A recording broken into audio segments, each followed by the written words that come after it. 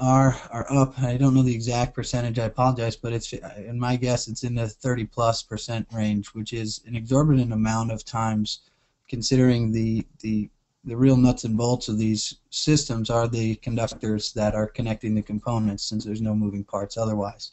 That poses a real issue with obvious damage to those conductors.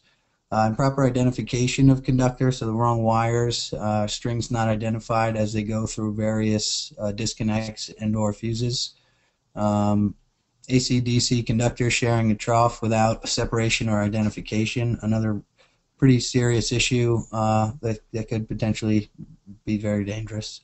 No bushings used at conduit entry. So, conductors exposed to damage at that initial point of contact with the conduit, and conductors not protected from prolonged exposure, or the splice is not consistent with the insulation rating.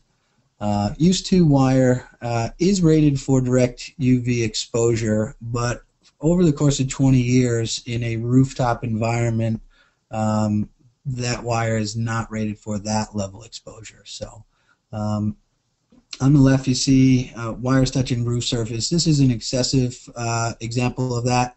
In many cases, you'll see 1 or 2 wires hanging down, and that becomes more of an issue in sort of your granular surfaces, roofs in the Northeast, where you've got real high swings of temperature between morning or evening and midday, where you tend to have a plastic wire tie failing.